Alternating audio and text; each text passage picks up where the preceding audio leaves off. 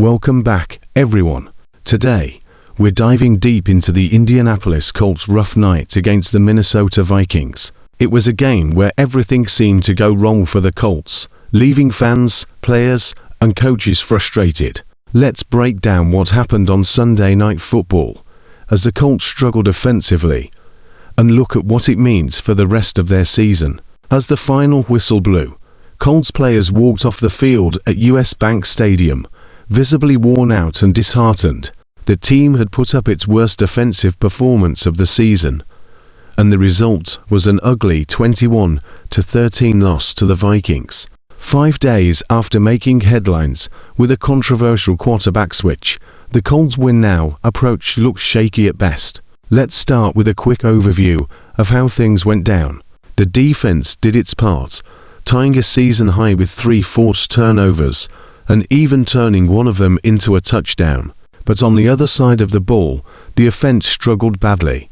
With Joe Flacco at quarterback, the Colts' offense hit season lows in almost every category: points scored, first downs, red zone drives, rushing yards, you name it. Nothing seemed to click.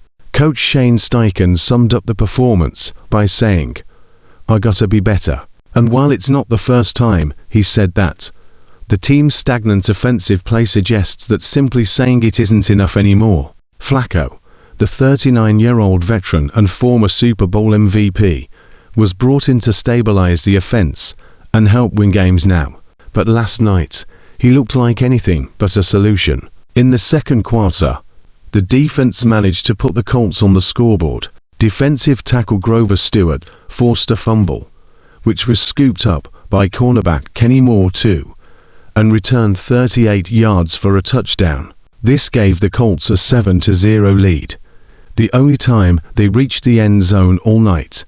The offense just couldn't build on this momentum. Each time they tried to get something going, they stalled, repeatedly failing to capitalize on the defense's hard work. Flacco's stat line tells a story of a tough night. He completed 16 of 27 passes for 179 yards, but he threw an interception, lost a fumble, and was sacked 3 times. His passer rating, just 63.7, was his lowest in over 2 years. When the Colts had a chance to tie the game after an interception by safety Nick Cross, they managed just 2 yards on 3 plays before settling for a field goal. They had another chance to take the lead, but on a crucial 4th and 2, Flacco's pass attempt was broken up, stalling the drive once again. Now, let's talk about what this means moving forward. The Colts are 4-5 and currently have a slim 34% chance of making the playoffs. The switch from Anthony Richardson to Joe Flacco was supposed to be a bold move, a signal that the team was looking to win now rather than develop for the future. But when the veteran quarterback doesn't deliver, the decision comes into question.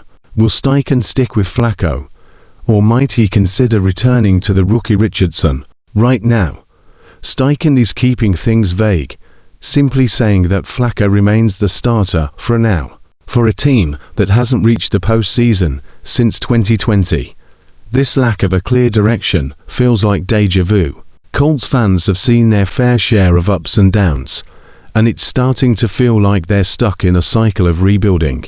Linebacker Kenny Moore expressed a sentiment familiar to many Colts fans: same old, same old. But as a competitor, you just gotta keep going.